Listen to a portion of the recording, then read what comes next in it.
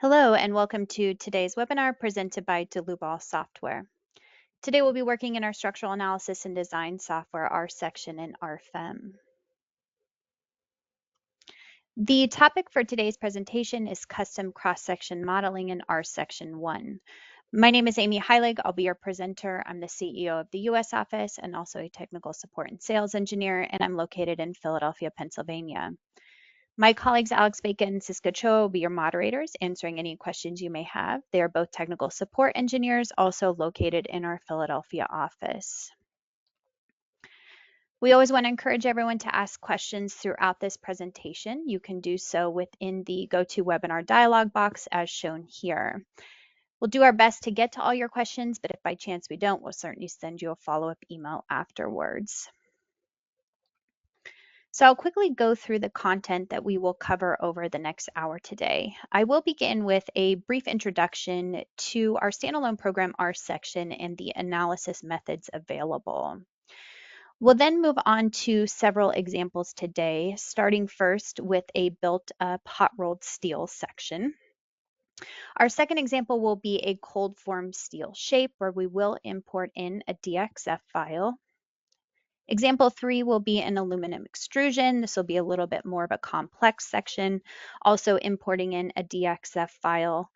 Example 4 will be an additional aluminum extrusion. And finally, we'll move on to our fifth example, which will be a reinforced concrete massive section, similar to the one that you see over here on the right-hand side.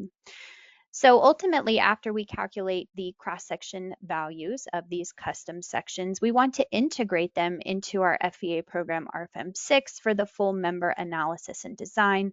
So we'll see a quick example at the end for this. So moving on to the analysis options available within this standalone program RSECTION. We have either the thin-walled analysis or the finite element analysis available as the two different methods when you do create a new file. So thin-walled analysis should be used for sections with exactly that. They have thin-walled elements. These can be open, closed, or even connected cross-sections.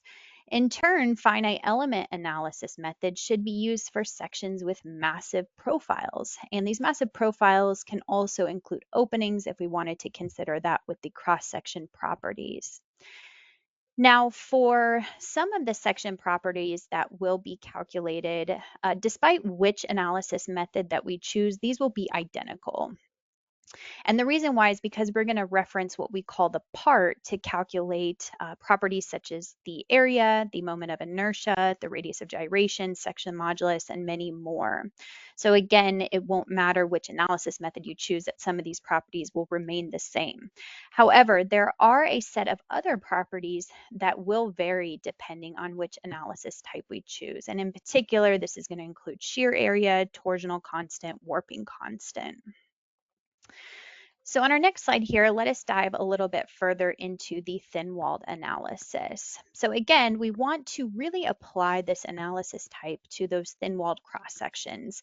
This would refer to aluminum, to steel, cold form steel, and there's a couple examples shown here on the right-hand side.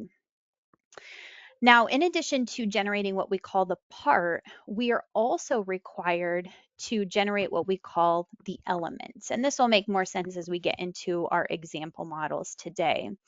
But with these elements, we are going to apply simplified assumptions and analytical formulas. The stress and force flow is considered along these simplified elements' lengths, but not their widths. So topics like the shear, torsional, and warping properties are going to reference those elements only. So we're not able to take into consideration the full cross-section geometry here. For example, we're going to simplify and maybe exclude the fillet radius for some of these cross-sections. Now, this next point I really wanted to emphasize, and the reason why is because when we generate these elements with this thin-walled analysis, and we bring it into RFEM for the full analysis and design, we are able to carry out the local buckling checks of these custom cross-sections according to the ADM standard, the AISI, the CSA standards, and this is something that is very unique to our section in comparison to a lot of other competitor programs to calculate cross-section properties. Again, we can take it this step further to carry out the local buckling. Now, with the thin-walled analysis, there may be limitations. So if we have very complex sections or sections that deviate greatly in the shape from what we call these generated elements, then we may be incorrectly calculating the properties for shear, torsional, and warping. In this case, we would want to move forward with the FEA method. So on this following slide, we will go more in depth to the alternative analysis type, the finite element analysis. Now, this should always be used for massive cross sections. So when we're talking about concrete or timber, again, a couple of examples shown over here on the right-hand side. The finite element calculation method will be applied. This does require, like any finite element analysis, that the adequate mesh be created for adequate results. But our section will do all of this automatically for each cross section, so we don't necessarily need to manually mesh any of the sections. Now, this does require a higher numerical and time demand when we compare it to the thin-walled analysis with analytical calculations. But I think you'll see today that it's really negligible when we're talking about just a simple cross-section calculation. The finite element analysis offers a wider range of applications, including for complex sections. So we see this section down here in the lower right-hand corner. This is an aluminum extrusion that we would probably prefer the thin-walled analysis, but when we're getting into such complex shapes, we really would want to apply the finite element analysis here. And this will be one of our examples that we cover today. The stress and force flow is considered along the entire cross-section length and width. Also, those shear, torsional, and warping properties, we're going to reference the part rather than those elements from the full cross-section. But it is possible to still generate these elements with a finite element analysis method. It's just not required. So if we are wanting to carry out local buckling checks, but we're carrying out a finite element analysis, again, this is possible by generating these elements. We can bring them into RFEM and still get those local buckling checks according to the standards. And again, these examples today will kind of cover all of these different scenarios. So let us begin in our section here, where when we go to create a new model, we would give it a model name. And as mentioned in the PowerPoint, we would want to choose the analysis method. So for this first example, this will be a built-up hot-rolled steel section that we will carry out according to the thin-walled analysis. So once we have input in this information, for those of you that are familiar with our other program, RFEM 6, the interface looks almost identical. We have our navigator to use over on the left. We have some tools up here at the top, as well as some modeling tools down at the bottom. And then we have our table to work with as well.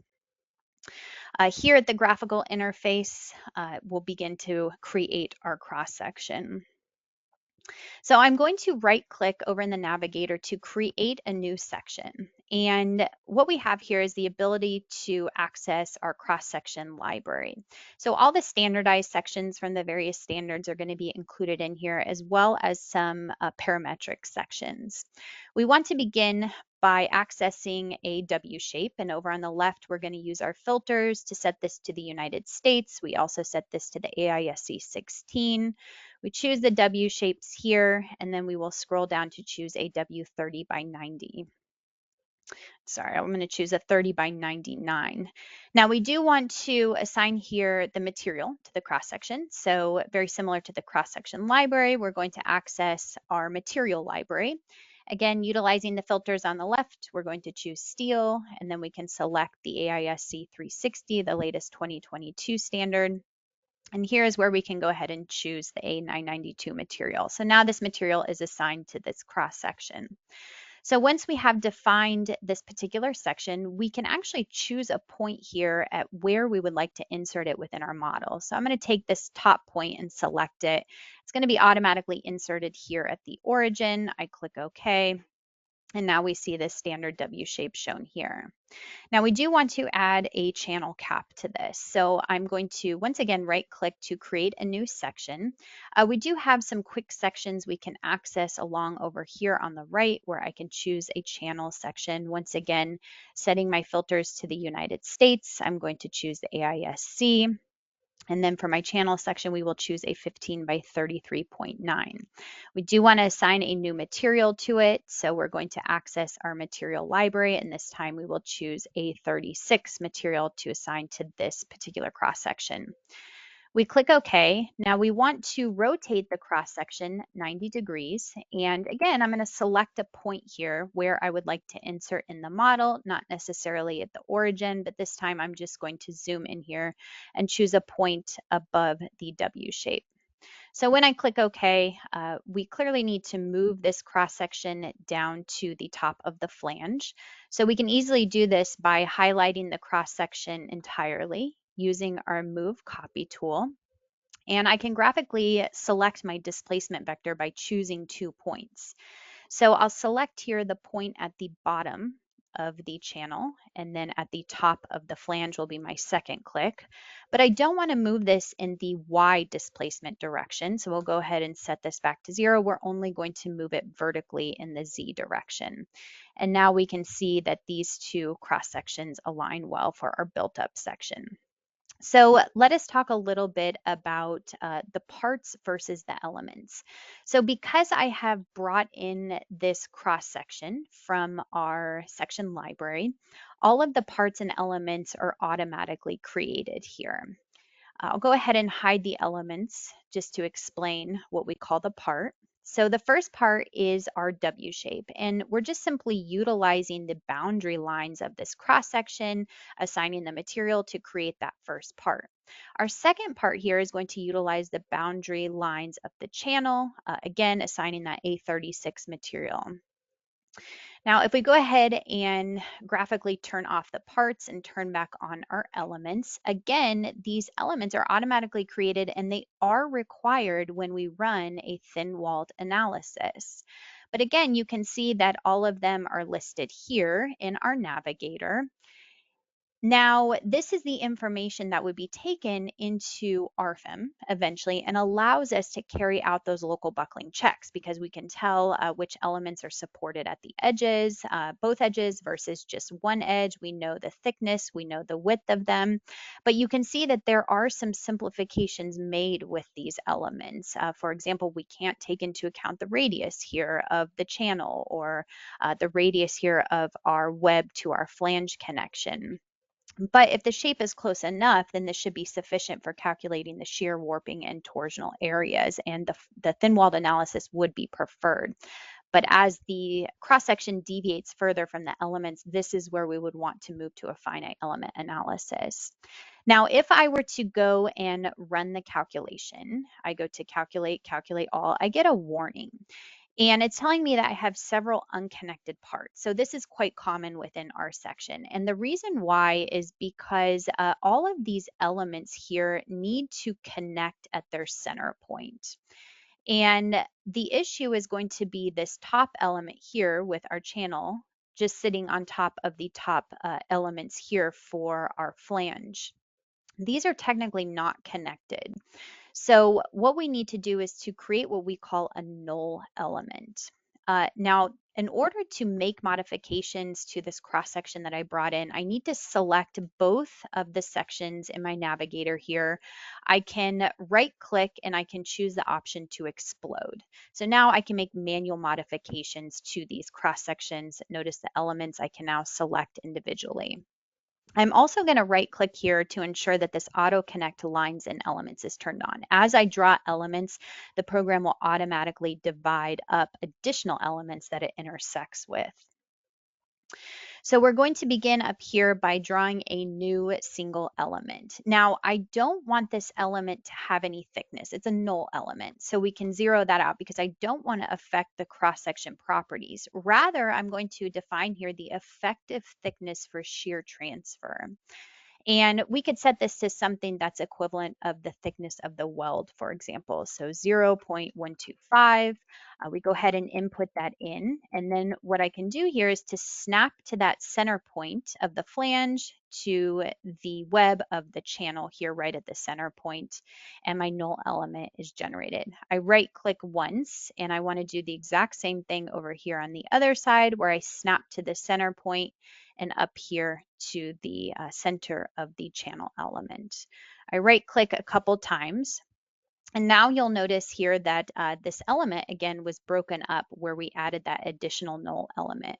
The null element can also be seen here in our navigator. Again, it's not adding anything to our cross-section properties. We're just simply connecting those elements with that shear transfer thickness.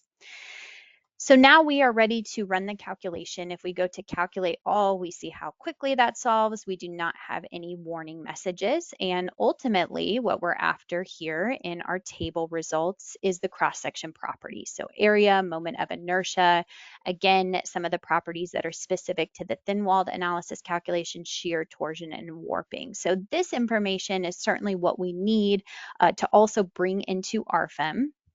We would want to save this file with the results by going to File, Save, or Save As. Again, you need the saved results to bring this into the FEA program RFEM. But in addition to the table results for the cross-section properties, you'll notice some additional options to view graphically here. Well, we'll actually give you as well the stresses based on applied unit loads. So for example, I can view the stress based on an applied axial force here to the entire face of this element based on one kip. We see 25.5 psi, or maybe I want to take a look at an applied bending moment here of 1 kip per foot. Again, we can view the relevant stresses. Now, it also might be interesting for us to view the stresses on the cross section for loads other than this standard 1 kip or 1 kip foot. Well, we can also do that directly within our section without bringing it to RFEM necessarily. You'll notice over in our navigator that we have the ability here to right click to create a new load case. And we can create as many load cases as we want. We could even generate a load combination with the relevant load factors. For today's example, I'll just go ahead and give this a single load case name here, load 1. And I click OK. So once we've created this load case, we can apply by right-clicking here on the internal forces and selecting new internal forces. You'll see the relevant forces that we can apply to this cross-section. For example, if we wanted to add in a shear force of -10 kips, we can go ahead and put that in for VZ. If we wanted to apply a bending moment about the strong axes, we could go ahead and put in 100 kip feet. So when we click OK, I can go back to calculate all. All of my cross-section properties, of course, remain unchanged, but now we get this additional option over here in our results shown at the bottom where we can view the normal stresses, or we can view the shear stresses or the von Mises stresses, again, based on that applied shear and bending moment from this load case 1. All right, so that will conclude our first example for today. We now want to move on to our second example. So for this one, I am going to jump over here to my AutoCAD file. I have this relevant cold form steel section shown here. And although the shape is a little bit more complex, you'll notice that the thickness of the wall is identical throughout. So this will certainly be very user-friendly to import into our section because of this. So we will go back to our section here, and we're going to create a new file. We're going to give it a name, example 2, and we want to carry this out again according to the thin-walled analysis. We click OK.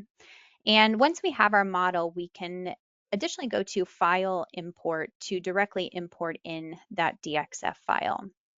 So I'll go ahead and select the saved DXF file. We'll import into the active model, and now we get some additional options here of what we want to do with this DXF file. Again, because this cross-section has a pretty uniform shape for the thickness, we can automatically create both the elements and the parts. So let us go ahead and do this by selecting the second option here to create the elements automatically. We do need to put in the max thickness. So this doesn't need to be the exact thickness, just a number that is anywhere greater than the thickness, because the program is intelligent enough to create the relevant element widths. As far as the part, we do need to assign a new material. So we go into our material database, and instead of selecting from the AISC, we will select here from the AISI standard. We'll go ahead and select this cold form steel material listed first, the A1003-15. We see all the relevant submaterials as well. We'll go ahead and select the first option. So when we click OK, the program will go ahead and import in that DXF file, and we'll see that everything is automatically created for us. So you'll notice here, if we expand the elements and the parts, everything was generated from that DXF file import. So I'll go ahead and hide the elements for now. If we take a look at the single part that was created, again, the program just detects what the boundary lines are here. This part is absolutely needed no matter which analysis type that we're selecting, because it's going to be used to calculate the cross-section properties like area, moment of inertia. But then, because we are carrying out the thin-walled analysis, these additional elements are required. So I'll go ahead and turn off the part, and we'll turn on the elements. And again, you'll notice that this was a pretty easy application, because the program is going to generate all of these elements automatically. Again, this is what's going to be used for local buckling checks once we bring this into RFEM to determine the length to thickness ratio, where these elements are supported at one edge or both edges, as opposed to this one up here that's only supported at one edge. You'll also see that we have the ability here to generate arc elements. So we're not restricted necessarily to just a straight segment, but we can generate these arc elements as well. So really, that's all that's needed for this particular section. If we go to calculate all, you'll notice that once again, we have all of our cross-section properties given to us based on the thin-walled analysis within table format, as well as those unit stresses based on those applied unit loads. We would save these results, and then again, we could bring this over into RFEM. So this cross section was fairly easy with the DXF import. We'll now move on to our third example. So for the third example, I'll go back to the AutoCAD file here, and this is going to be for an aluminum extrusion. Now we see here it's resembles pretty much a box section, but this certainly has some more complexities up here at the top than our last example. A lot of these elements are going to be different thicknesses. We have notches, we kind of have these openings and grooves. So let us see how we can take this DXF file then into our section to still calculate the cross-section properties. So once again, we will go to File, New to create our third example. Now, this analysis method is going to be set to the finite element analysis. So I mentioned in the PowerPoint that although we would prefer the thin-walled analysis for something like an aluminum extrusion, at some point when the program or when the cross-section gets a little bit more complex, we do need to move to the finite element analysis. So this example will explain a little bit further why we will carry this out. So we click OK. And we're going to go to File, Import in the DXF file once again. We go ahead and select this file from our computer. It's asking if I want to import it into the active model. Yes, we do. But this time I'm not going to create the elements and the parts automatically. Now it is possible, but the elements don't come in so nice because, again, this cross-section is a little bit more complicated. So instead, we'll choose the DXF template for further editing, and I click OK. So now what you'll see here is just simply the line elements from the AutoCAD file itself. Nothing was generated automatically. We see this over here in our navigator as well. Rather, we need to right-click to manually create our part. So we'll go ahead and do so by selecting the boundary lines. We want to create a new material here. So once again, we access the material library, but we're going to choose aluminum and the ADM 2020 from our standard. All of the relevant materials are shown here, but we're going to jump down here to the 6061 T6 for extrusions. Once we have our material selected, we have the ability to select the boundary lines to create that part. Now you'll notice that I will select all boundary lines here with my selection window. The problem is that if I try and click OK, the program is going to give me a warning. It's looking for just one continuously closed loop of lines. And you'll notice that I've included all of the lines at the interior here for the opening. So what I need to do then is to actually deselect these line elements. So I'm going to hold down my Shift key and I'm going to highlight over all the interior lines. And notice they're no longer selected. I click OK through these dialog boxes and I have my part generated. But clearly we need to add an opening to this part. So we can do so by right-clicking here in the navigator to add a new opening, or we have the drop-down feature up here at the top where I can simply select the boundary lines to create that opening. Now, when I do this, the program is intelligent enough to detect this closed loop. So that opening is automatically created here, and now the part is generated. So because we are running this finite element analysis, I can really go to calculate all, and my cross-section properties are done. Remember that the shear, warping, and torsion properties are going to vary. They're going to be a little bit different than the thin-walled analysis now that we are carrying out an FEA. The problem here, though, is that if I want to take this aluminum extrusion into RFEM, I have lost the ability to carry out local buckling checks because I have no elements defined in this model. So therefore, if we do want to consider local buckling, we would want to manually add in the elements to this cross-section as well. So I'll begin by deleting the results here, and I'm going to go back to hiding the part graphically as well as the opening so that we're just seeing our lines brought in from AutoCAD. Now we want to create these elements, and we have some really useful tools down here at the bottom, including this option here to create the elements between parallel lines. So when I choose this option, this allows me to graphically select two parallel lines, and you'll notice that the element is automatically generated. Well, we do so for the sidewalls here, and then we're going to go up to the top to do the same thing in a couple of areas. So we create the element here as well as our vertical element up at the top. Now, clearly we need to clean up these elements. They should all be connecting, remember, at these center nodes. They should be spanning across the full length here of our section. So this is quite easy with that Move Copy tool once again. Now I'm going to select both of these top center nodes here of my side elements by holding down my Control key. So they're currently both highlighted. I'm going to use my Move Copy tool to utilize this displacement vector again. I'm going to choose the option to click 2 points where I select the center point of this element to the center point of the horizontal element that it eventually should be connecting to. But again, I don't want to move these elements in the Y direction, only the Z direction. So we'll go ahead and zero that out in the Y direction. And now you'll notice that these elements extend up to the center line of our horizontal element.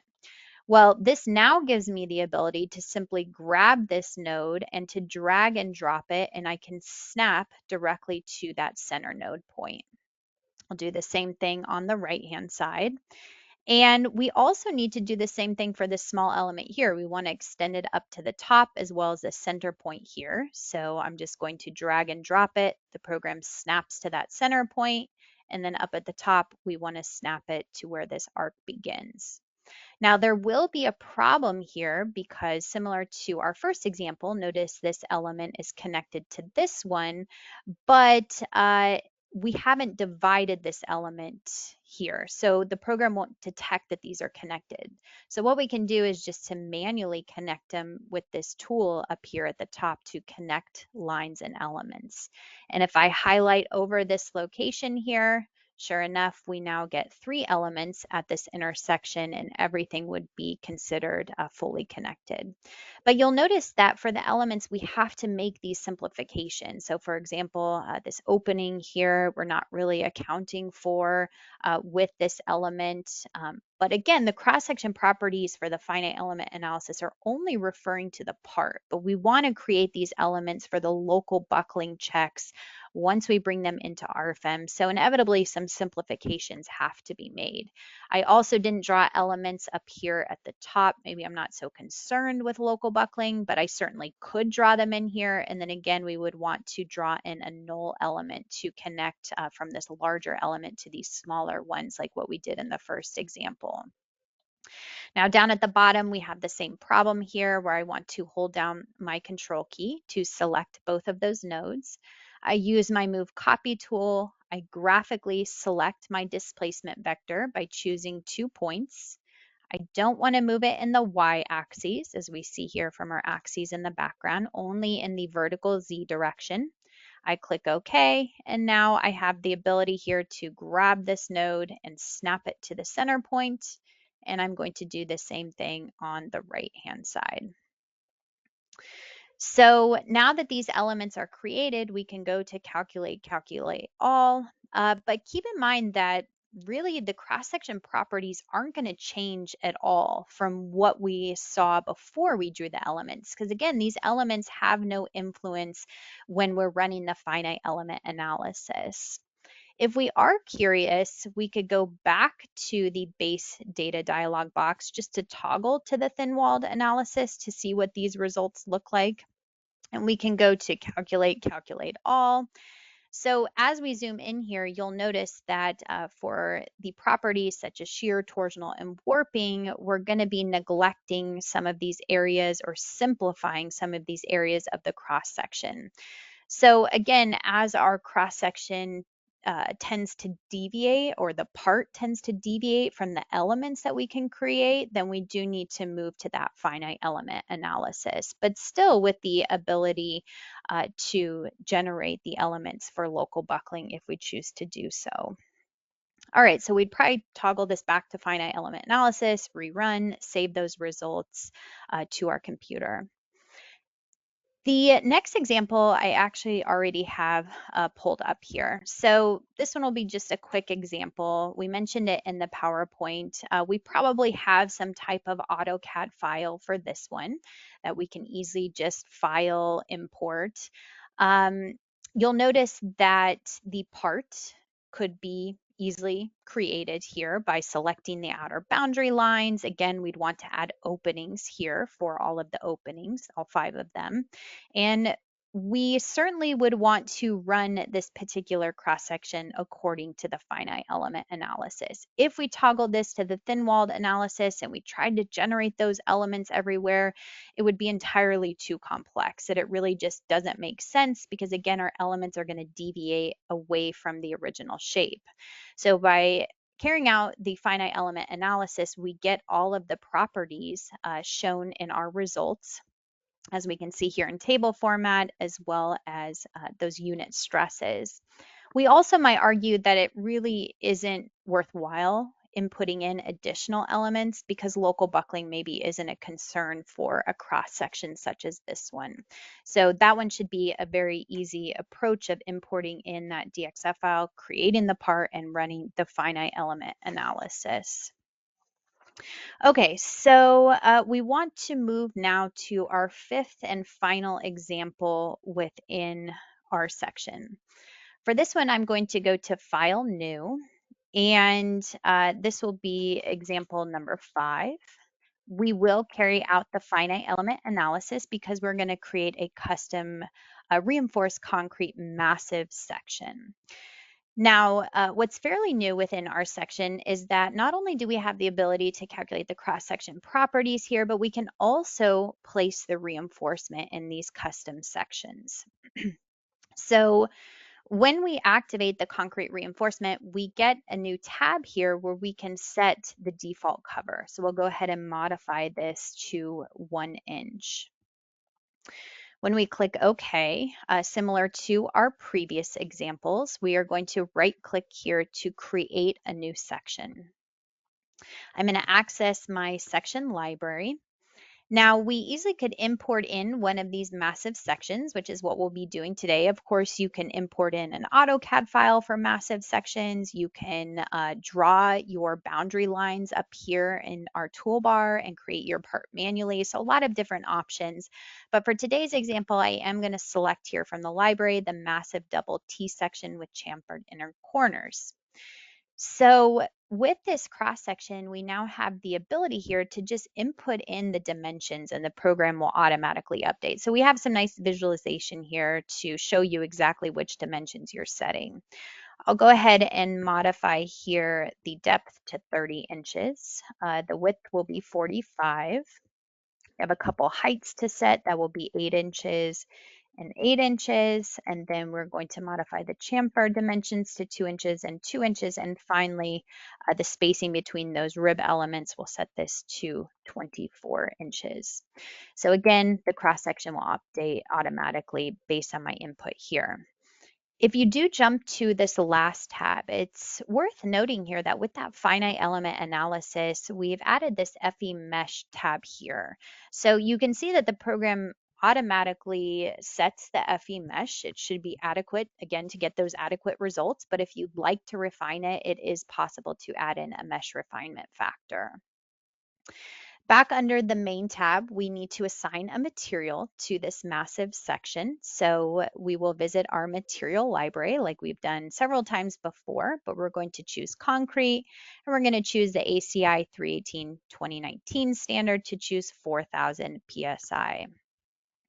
Now, if your concrete material is not shown in the library, we can always select one of the existing materials, come in and edit it, and select a user-defined material here to modify the compressive strength or any of the material properties. For today, we will just go ahead and utilize the 4,000 PSI. So once we have set the material, the cross-section is brought in here into graphical view. Now, it is possible as well if we right click to explode the section, we can add in additional openings such as a rectangle or a circle if we did, again, want to account for that with the cross-section property calculation. We'll go ahead and leave this without openings for today. Now, the first step with our reinforcement is to define the stirrups. And because I've activated that under the base data, I have a couple different options here for my reinforcement. We're going to begin by right-clicking on stirrups to create a new definition. We do need to set the material of the reinforcement steel. So we'll visit our library here. The program automatically sets this to reinforcing steel according to the ACI where we choose grade 60. The stirrup diameter is input here in inches. We'll choose a number 3 bar at 0.375 inches.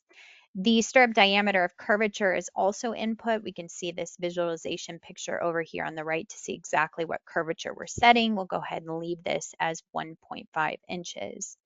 And then we want to set the cover points. So the program has automatically created some helpful points here that we can easily snap to. So for our first stirrup, what I'm going to do is to select these 4 corner points here, but then I need to click a 5th time in order to close that loop. So when I click OK and I hit apply and next, I still remain within this dialog box, but you will notice here that that first stirrup was generated. All of my information was remembered from my previous input where I can now put in my second stirrup and I click again on these 4 vertical points here, but then I click a 5th time to close the loop.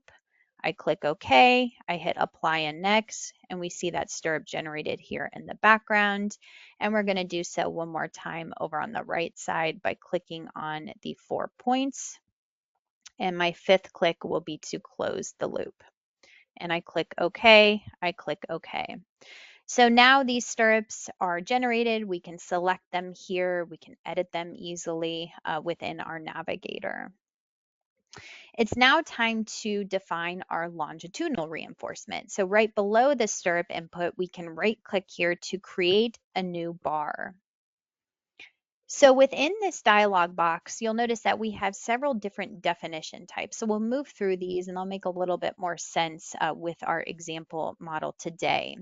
We also have the ability to define reinforcement layers. And you might be wondering, why wouldn't we just put everything in one layer? Well, when we bring this into RFEM, if we have defined different layers for our different reinforcement input, then we have the ability to modify the lengths differently for each layer. And we'll do this in our example today. So therefore, I want to create some additional layers.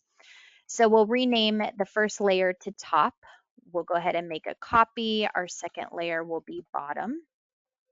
Make a copy again. This will be bottom additional. And finally, we have our fourth layer, which is going to be sides. So when I create these layers, I can now select them here within my dropdown. We'll begin first with the top layer. My definition type is going to be a single rebar defined by a point. I do want to modify the bar diameter. I want to select number 5, so we would input in here a dimension of 0.625 for the diameters in inches. And then I can graphically select the point that I would like to place this longitudinal bar. So we select our point in the upper left corner here. I hit apply and next. We should see that inserted within the background. I'm going to do the same thing down here at the bottom. Apply and next. We're going to do it over on the right hand side at these two locations. Apply and next, and then my fourth click here will be at the bottom right.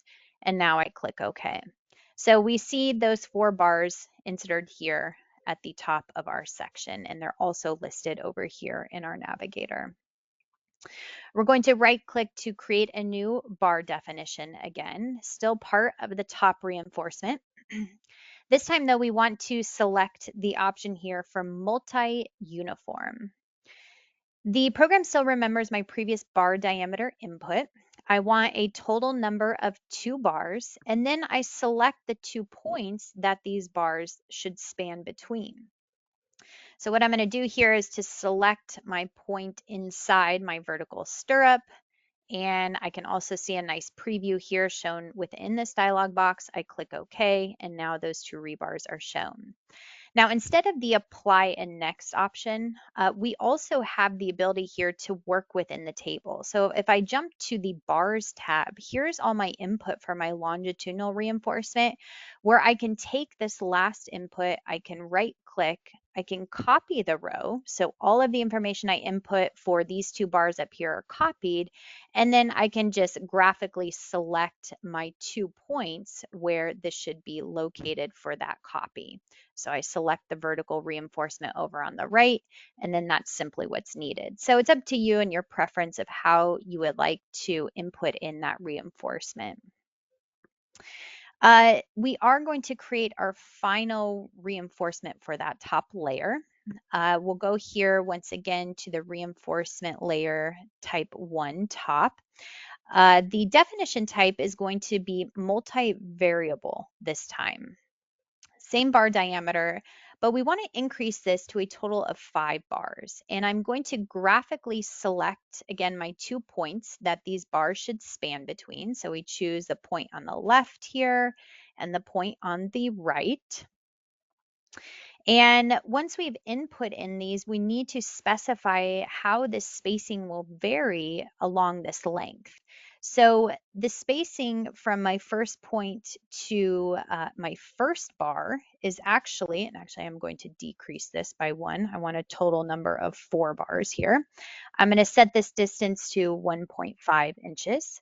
My second input is going to be 5.75 inches, and then the program's intelligent enough to recognize that the last dimension should be 1.5 because we know the total length between these 2 points. So once we have input in this information, again, we see the visibility here of what this will look like. We click OK, and it's applied to our cross section. Moving on to the bottom reinforcement, I am going to right click to create this new definition type, but this time we want to toggle to a different layer bottom. This one is going to be multi-uniform. So we want uniform spacing for these bars. We want a total number of 2 bars. And as far as my points, I'm going to graphically select these down here at the bottom.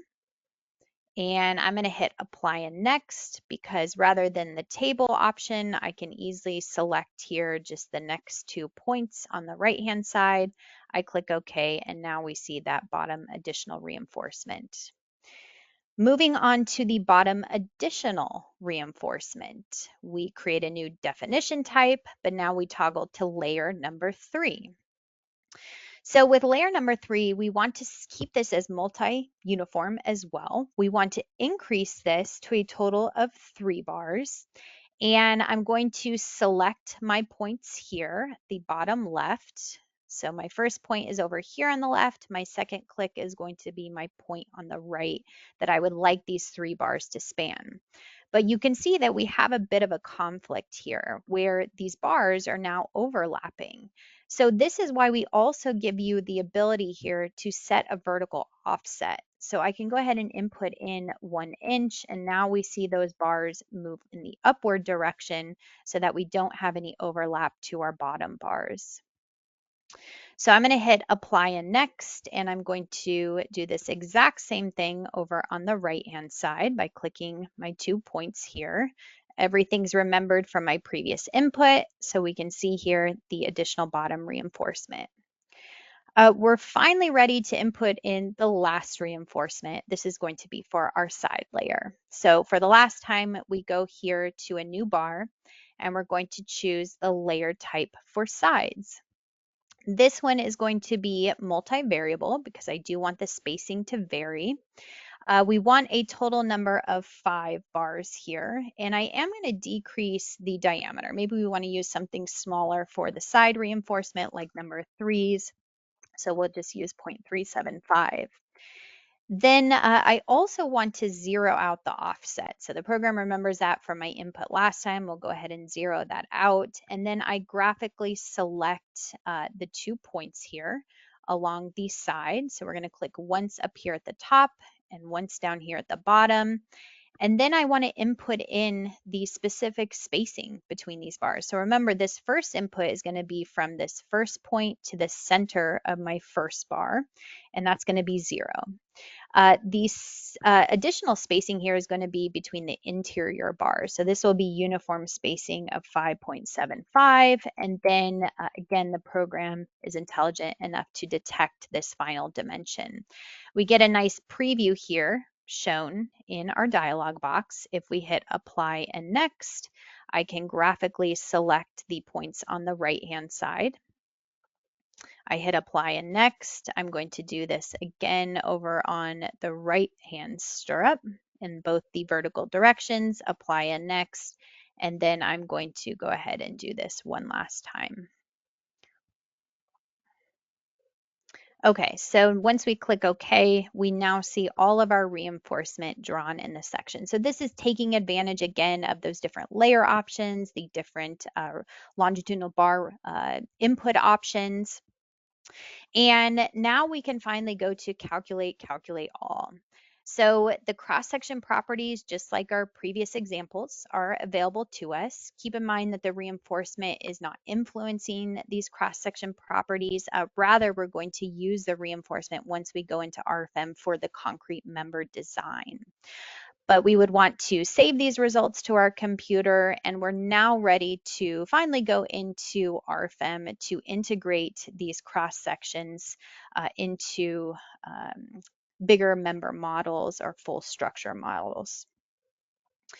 So I will go ahead and jump to RFEM here, where for the sake of time, I have already drawn a couple beams that we will cover, but Again, for those of you that have not been in RFEM before, like I said, the interface is almost identical to our section. We have the navigator to work with over on the left with all of our input data. We have our tools up here at the top, or we can work with our table. So what you'll notice is I did create a couple beam members here utilizing our R section files. And we'll begin with, if I render this to a solid view, you can see our custom reinforced concrete section that we just defined. So what's nice is you see the rendered shape for this cross section. And if I turn this into a transparent view, we also see all of the reinforcement that we have applied to this cross section. So this member is 30 feet long. We've applied a couple support conditions to the ends, but if we double click on this member, uh, you will recall the 4 different layers. Well, here they are under the longitudinal reinforcement tab, where I can go ahead and cycle through each one of these, and you'll notice they're highlighted graphically. But this now allows me to modify the length for the different layer types. So for example, we have our additional bottom reinforcement. We can see a nice preview here as well over on the right-hand side. If I didn't want this to span the full length of the member, we can modify this to something like 20% to 80%. I click apply, and now we should see that that reinforcement here was shortened to just the interior of the beam. So again, this is the benefit of utilizing those different layer options. We'll also see here that I did want to mention is how do we pull in this cross section? So this can actually be done within a new RFEM model. We can right click to create a new section, or as we draw a member, we can do so.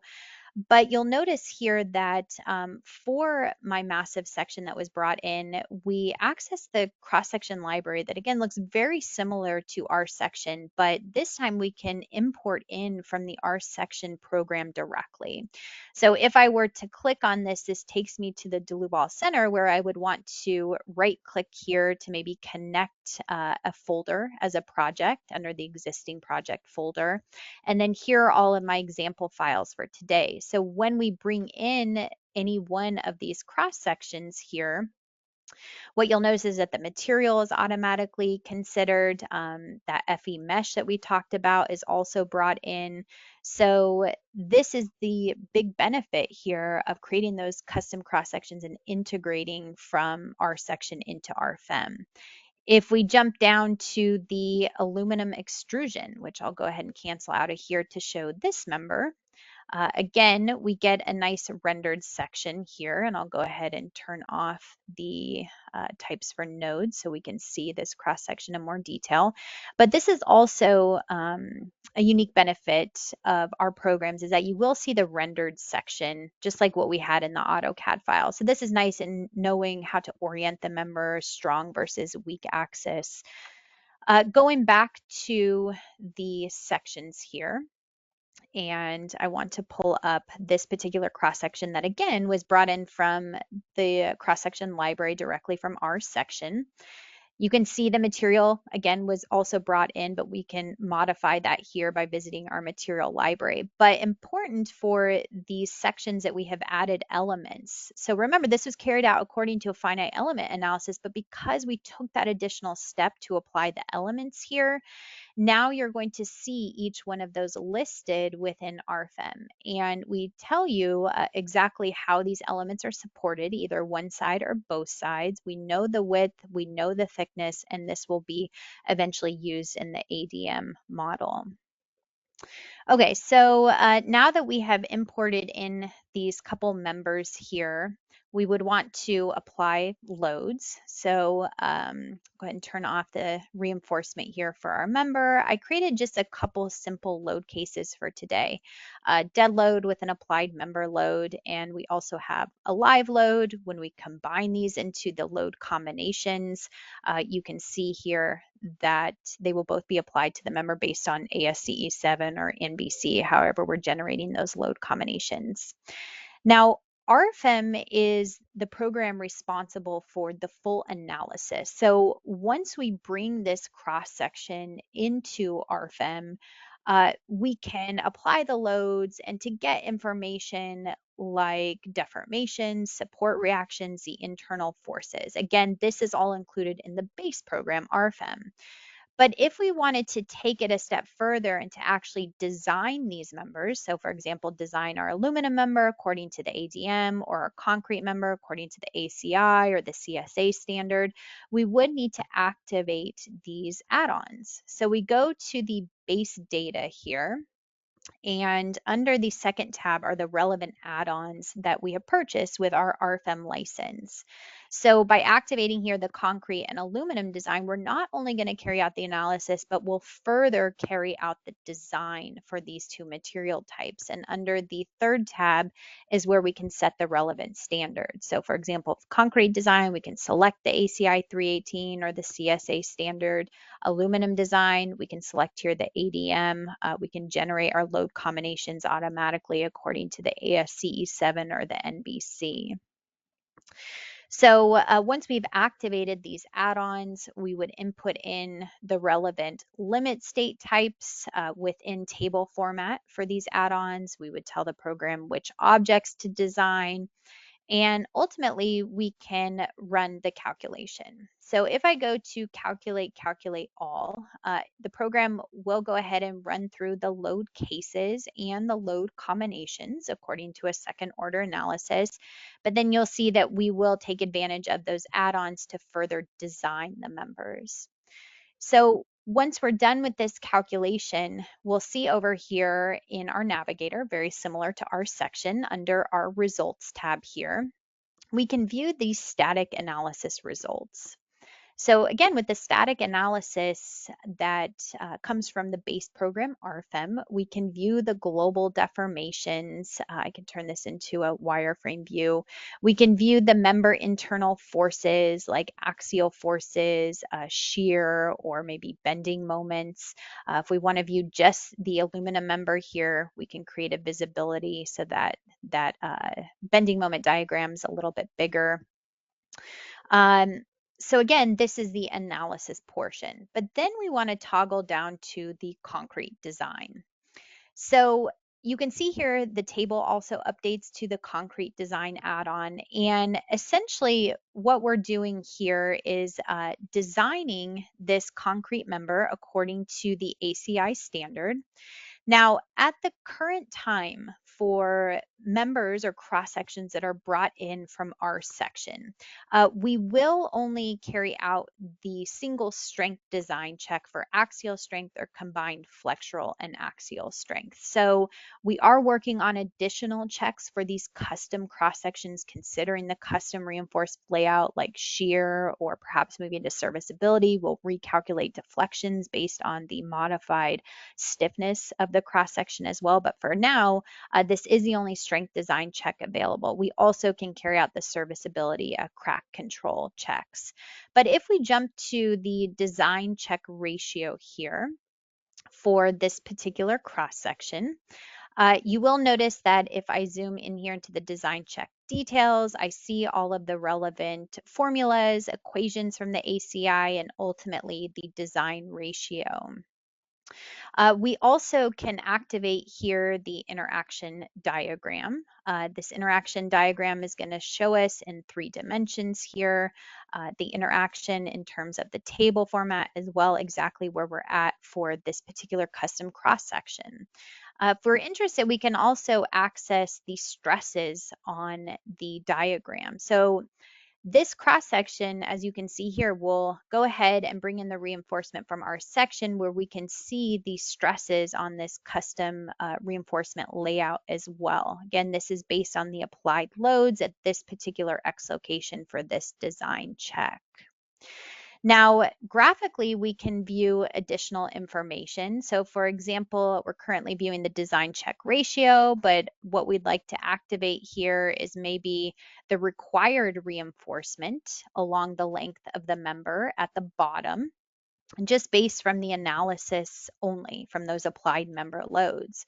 Well, we can overlay on top of this the provided reinforcement at the bottom. And remember, we shortened that additional reinforcement to the center of the beam only, so that's why we see a jump here.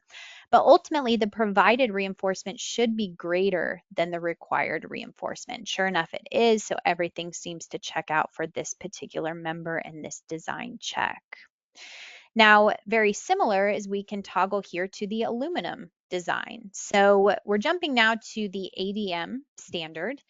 Unlike concrete, for anything for hot rolled steel, cold formed steel, aluminum, we will carry out all design checks for these custom sections. So there are no limitations with this. We do design them according to general members.